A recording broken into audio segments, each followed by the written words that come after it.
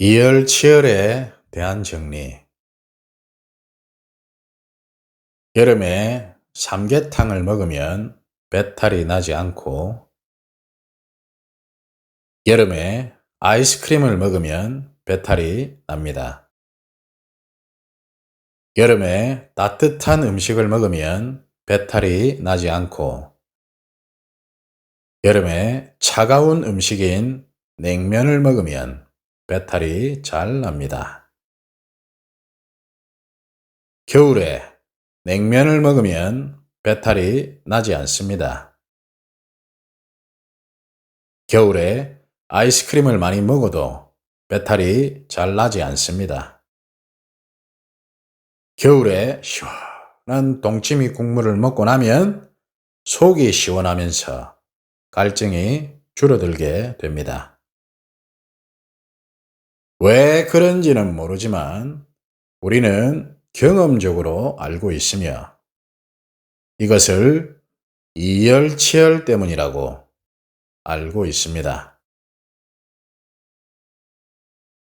이열치열은 인간의 몸이 계절의 변화에 맞추어 변화하기 때문에 발생합니다. 인간은 여름이 되면 땀을 많이 흘리게 됩니다. 우리 몸의 입장에서 여름에 땀을 많이 흘리는 것은 위험한 신호라고 인지하게 됩니다. 여름이 되면 우리 몸은 열 손실을 최소화하기 위해 땀과 함께 빠져나가는 기운을 최소화하기 위해 피부의 온도를 높이게 됩니다. 여름에 피부 온도를 높여야 열 손실을 최소화할 수 있기 때문입니다. 여름에 피부 온도를 높이기 위해 혈액의 대부분이 피부층으로 집중되게 되면서 상대적으로 우리 몸의 내부는 차가워지게 됩니다. 여름에는 피부의 온도가 높아지고 내부 장부들은 혈이 덜 공급되면서 상대적으로 차가워지게 됩니다. 여름에는 뜨거운 음식보다는 차가운 음식을 많이 먹게 됩니다. 여름에 찬 음식을 많이 먹게 되면 우리 몸의 내부는 더 차가워지게 됩니다. 우리 몸의 장부 중에 대장은 한열을 조절하는 장부입니다. 대장이 견딜 수 있는 한열의 범위를 넘어서면 설사를 하게 됩니다.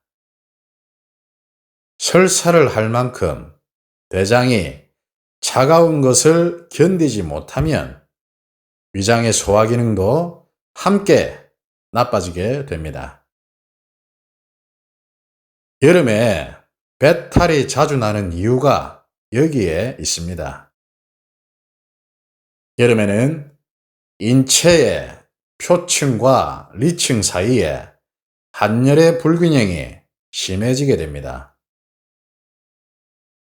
여름 중 가장 더위가 심하다는 복날에 뜨거운 음식을 먹는 것은 차가워진 위장과 대장을 따뜻하게 해주는 것이며 우리 몸의 외부와 내부의 한열의 불균형을 바로잡기 위함입니다. 겨울에는 열 손실을 최소화하고 땀의 배출을 최소화하기 위해 피부의 온도를 낮추게 됩니다. 피부로 가는 혈액의 양이 줄어들게 되고 줄어든 양만큼 내부의 장부로 혈이 몰리게 됩니다. 겨울에 피부 온도가 낮아지면서 내부의 장부에 열이 쌓이게 되는데 이것을 동양의학에서는 복열이라고 합니다. 겨울에는 내부에 쌓인 열을 풀어주어야 하는데 내부에 쌓인 열을 풀어주기 위해 우리 조상들은 냉면을 먹거나 얼음이 둥둥 떠있는 동치미 국물을 통해 보결을 해소하였습니다. 추운 겨울에 아이스크림을 많이 먹어도 설사를 하지 않는 이유가 여기에 있습니다. 이열치열은 우리 조상들의 삶의 지혜입니다. 이열치열은 냉방시설이 없었던 시절에 한여름의 무더위와 혹독한 추위 속에서 건강을 지키는 지혜였습니다.